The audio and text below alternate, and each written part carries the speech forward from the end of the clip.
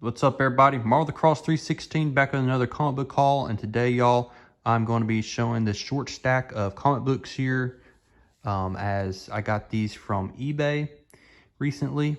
And so let's go ahead now and get started. We're going to start off right here with Superman's pal Jimmy Olsen, number 115. And I got all of these from mycomicshop.com. And I got that from their eBay store.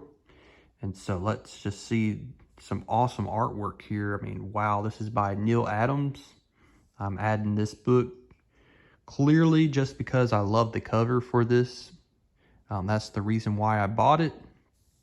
I'm not really a Jimmy Olsen collector. I don't collect his run. I think this is like the very first Jimmy Olsen book I've ever owned, to be honest.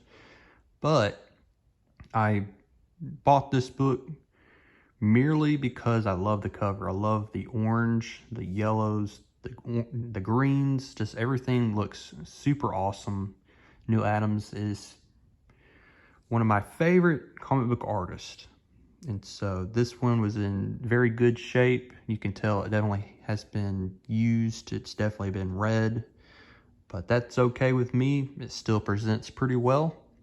And so happy to add it into my Neal Adams collection. And as you know, if you've been watching my hauls as of this year, you know that I've been a big fan and supporter of John Byrne's work on the Fantastic Four. And so this is one that I didn't have. This is issue number 240. And I got this in fine plush shape. And so another beautiful John Byrne cover here, as we see the birth of Quicksilver and Crystal's child is going to be born in this issue. I didn't have this one, and so I got it for pretty cheap. This is a good thing about collecting the Fantastic Four, is that a lot of the John Byrne Fantastic Four run is very inexpensive. You can pick it up for like $10 or less, most of his work. There are a few key issues in the run, but a majority of his run is inexpensive. Next, we go to Marvel Team Up. That's another title that I've been working on as of late, and I picked up number 18. And this is one of the few issues that doesn't feature Spider-Man. Instead, we have the Human Torch and the Hulk. And it looks like they're battling in this issue. And so it's a great early Bronze Age book here. I think this is from 1973. And so got this in fine minus shape. Beautiful, beautiful work. I think this is by the great Gil Kane here. And so awesome stuff. Glad to add this one to the collection. And you know that I am a sucker for the Defenders. In my last haul, I picked up like 6 issues of the Defenders.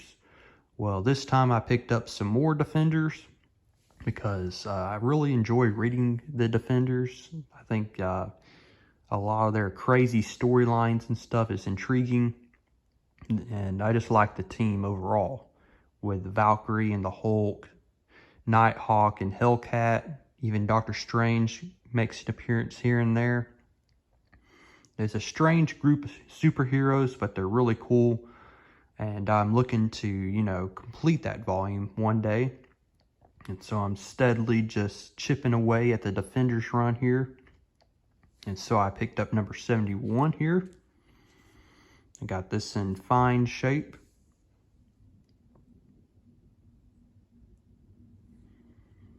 I read this one last night, and it was pretty decent. Number 72, which is also in fine shape here. And I love this cover. I mean, it's a rain cover, so it looks really cool. Like I said, there's Doctor Strange. He's a member of the Defenders, one of the original members. I've always liked this cover, thought it was intriguing, and it's one that I didn't have. I don't have a lot of Defenders issues, but like I said, I'm working on it. So I'm definitely trying to put together the entire run of the Defenders. And I got issue number 73.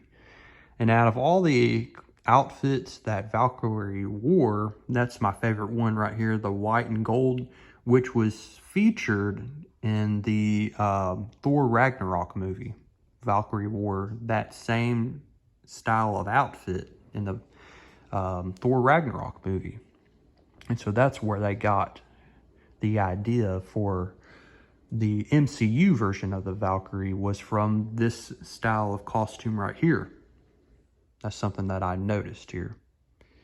So, yep, got issue number 73, which is also in fine condition here. All of these from 1979. These are just fun reads. I really recommend y'all reading the Defenders.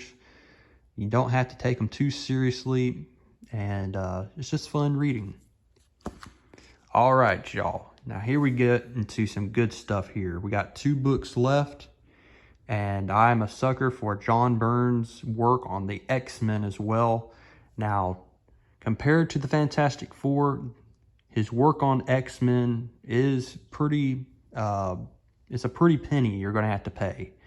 It's usually ranging from at least $50 to $100 if you're wanting to get it in decent shape. Well, this one just so happened to be only $22, and it's in like a 5.0 condition. So I'm satisfied with that grade. And I just love this cover. I just love this cover because of Storm. Storm is one of my favorite X-Men. And the way that she's drawn here on this cover is just awesome. I love the colors on this as well, with the pinks and the purples and some of the green here. It's a beautiful John Byrne and Terry Austin cover here. And I'm just really glad to add this to the collection. I don't have too much of X-Men, but my goal is also to collect John Byrne's run on the X-Men as well. So some of those very sought after issues, which is like starting with issue 94 all the way to, I believe, issue 140. I want to collect those that particular run that he worked on, which included Dave Cockrum's work as well. I'm fine with getting that because that is part of that whole storyline with the Phoenix saga, you know, when Jean Grey became the Phoenix. But anyway, those are just some of the goals I'm looking forward to completing. There's no timeline exactly as to when I'm going to get that completed, but I'm definitely excited to add some more X-Men into my collection. And I'm looking forward to reading this because I've never read this one before. All right, y'all. Are y'all ready for the big book that I'm going to show for y'all in this haul? Well, let's go ahead and let's just go ahead and let y'all see what it is. Oh, yeah. Amazing Spider-Man issue 129. First appearance of the Punisher, but it is a facsimile. But you know what? I don't care. I don't care if it's not the original, because I'm not going to, I'm just not willing to spend close to $1,000 for a graded issue of the first appearance of the Punisher when I can just get a nice near mint copy of a facsimile of the first appearance of Punisher. And so, you know, that's what I'm going to start doing, is just start buying some of these big Grail books like Hulk 181 and some of these other big Grail books, and just get them in facsimiles because I want to read them. I don't want to just stare at them and never be able to read them because they're so valuable. Now, would it be awesome to own a graded issue of Amazing Spider-Man 129? Yeah, definitely. It'd be definitely cool to own a graded copy of Hulk 181. But I just don't know if I am ever going to have the funds to ever acquire such a awesome, you know, key issue like that that's graded, because I want them graded if I'm going to have such a valuable book in my collection. But I am satisfied with just having these as placeholders if that were to ever occur, which I highly doubt it, but never say never. But still, all in all, I'm glad to add this to the Amazing Spider-Man collection that is vastly growing. It is growing and growing, and I'm working, you know, on it. And so I'm glad to add this to the collection. Hope y'all liked all of these 8 issues that I showcased in this haul. I look forward to showing what I have to show in the next haul, which will come out next month. I'm trying to keep, you know, having a haul for each month, once a month. So that's the plan. But hope y'all liked what I showcased in this haul. And comment down below what's your favorite one that I've shown. And I will see y'all in the next one.